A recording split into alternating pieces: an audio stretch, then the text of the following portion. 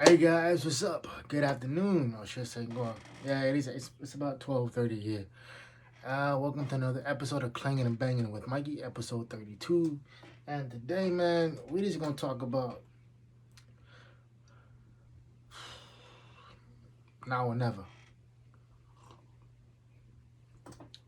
And last last few weeks for me be kind of rough, man. It's like I ain't gonna lie, I've been going through a lot of personal issues, and I lost a couple good friends, that were close to me, and it just puts things in perspective, man. It's like I'm very in tune with my emotions and my feelings. And A lot of people say, well, that's not manly or whatever it is. At the end of the day, man, it's like I'm always gonna express how I feel, um, good, bad, ugly, whatever. You know, and A lot of times my girl will she'll hit me up and be like, oh, so hey, how you doing? Cause like she can kind of tell when I'm in my moods and whatnot, right? And so she hit me up recently, and actually, yeah, she hit me up recently this morning, and she was asking me how I was doing, cause she was one of the first people I tell whatever's going on in my life, whether it's good or bad, and vice versa. And so I was telling her like, yeah, I feel a little numb and whatnot and everything, and then cause I don't know how to react to situations because you know, cause it just takes me a few days to process things. But the one thing I gotta credit her for, not just for dealing with my ass, but she's taught me so much in terms of being patient, in terms of being not so quick to be judgmental, and and I had asked her, well, a few weeks back, to list a few things that she that she likes about me and whatnot, right? And so she did, and then I did the same thing back. And the one thing that she said that stuck out to me is like, you're honest, even though you know it's gonna hurt people, but at the same time, I gotta respect you for that because that's who you are, and that's the person I know, and I think, man, a lot of us would rather keep people around just because it's an easy thing to do, or you rather have what I call fair weather friendships because a lot of people want to be seen with a bunch of other people, and the way I look at it is like, yo, um, um, I'd rather have a few select friends who know the real version of me than be surrounded by a bunch of fake motherfuckers who only see the version I want them to see, And yeah, man. Anytime stuff in my personal life happens, I kind of just sit back and I reflect. Whether it's I write, I read, try to not necessarily distract myself, but it's more of a way to deal with my emotions, or to help me, not deflect or deny, but more like just decompress. And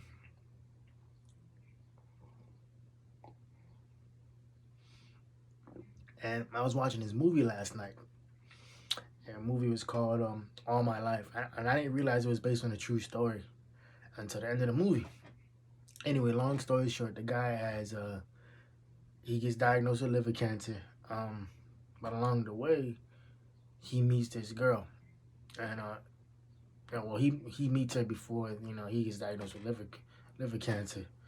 So they get into a relationship, this and that, and she's always the type that, like, always think about the future, or just get caught up in things that haven't happened yet. And he would always tell her, like, you gotta live in the moment because you don't know when this moment could be your last moment. And so he gets diagnosed, and like they do the surgery, everything's good, and 6 weeks later he goes back for a re checkup, and come to find out that the cancer wasn't all the way taken out. It was it had it it had metastasized to other parts of his body, and so he ends up dying. And so they get married, and something like 4 or 5 months after they get married, he dies from liver failure, um, or liver cancer. And the whole message of the movie is basically enjoy every day that you have because you don't know when when it's when it's gonna be your last. Another thing in the movie that stuck out to me was when he kept saying, and what she said, when she wrote the eulogy, she said, average human being has 27,375 days. And you break that down into years, it's about 75 years of life. A lot of people don't realize that their time is limited because we go through days where a lot of this stuff is it's not earth changing. It's not impactful whether it's negative or positive. A lot of the days are the same. You know, where you go to work, go to the gym, you go home. You know, if you got kids, you play with your kids, you hug your wife, whatever, and then you go to bed, right? And then you do the same thing over and over again. And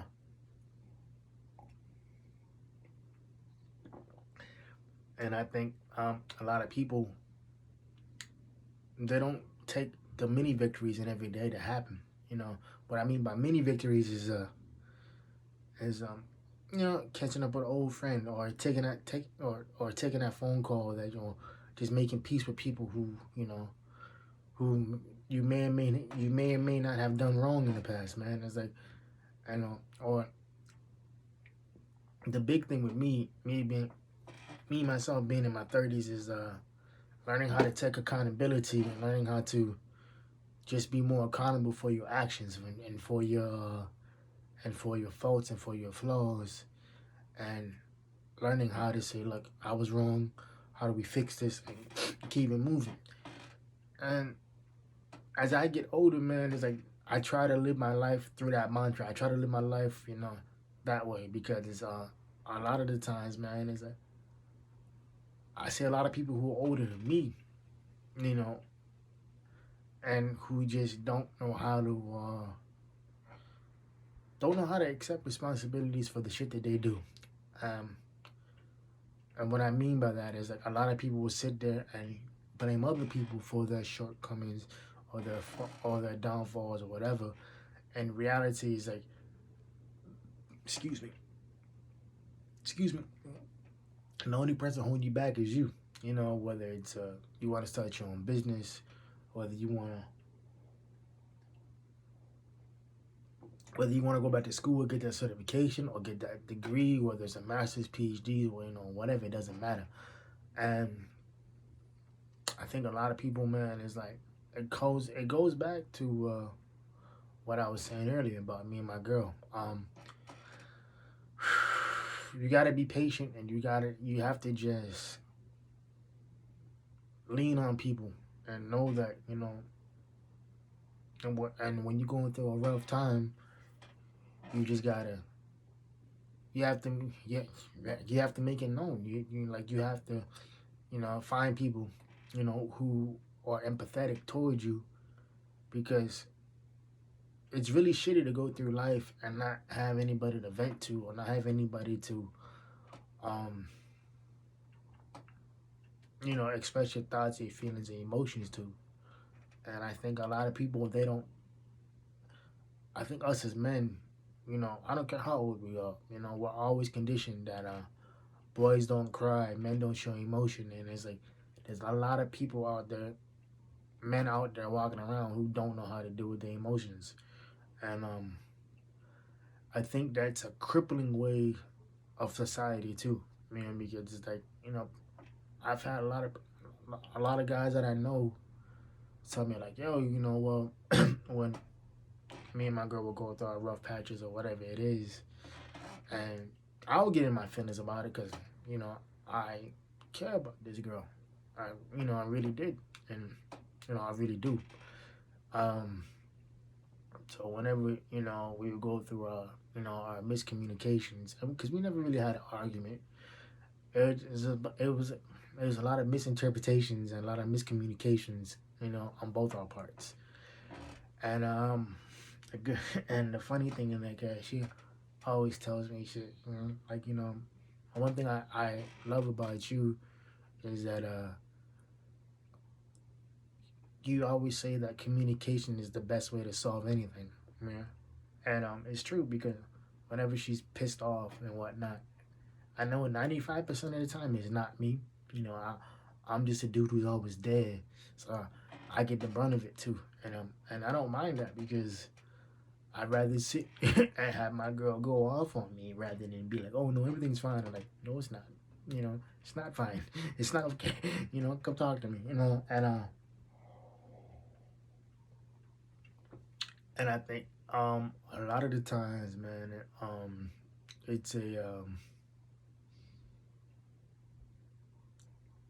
it's a weird feeling to you know not to be like not to not have the ability to talk to somebody that you care about, to have your not display your true emotions. And I've been working on that myself. I've been working on being more vulnerable, more open, and more everything. And I think a lot of the times, bro, is like you have to find somebody who's willing to help you find the true you, not do the work for you, but like, yo, like, you know, instead of you walking this alone, let me walk it with you. And Chase Young said last night in the shop, he said, "I'm gonna worry about I'm gonna worry about what my like where my feet at." And what he meant by that is, you can't be worried about tomorrow. You can't be worried about yesterday. Just worry about where you at. Worry about where you at in this particular moment, and work towards where you want to be at, and work towards, you know, whatever your goals, your ambitions are. And my thing is, I love to write. And I have this weird thing with the word of the day where I just I find a word of the day and I try to use it in a rhyme. And and as you can see, the studio set up behind me and everything, so I'm in here like pretty much every day doing my thing. And yeah, man, I think you have to find what you're passionate about, and you have to find somebody who's passionate about who you have to find people who share the same passion as you, but who also believe in you at the same time. And once you find people who believe in you at the same time, it's easy for you to go about it because you're able to distinguish, okay, well, I'm doing this, and I know he or she's gonna rock with this because, they're the one of one. And what I mean by the one of one is they're the homie, they're the confidant, but they also the main. And they're the main because they like they have me switched up. It's like a lot of people will fake the funk and they will do the right things, say the right things, but when it comes down to it, a lot of people ain't gonna, they're not gonna rock with you because it's difficult. It's difficult to do it with another human being's thoughts and emotions and their mood swings and everything.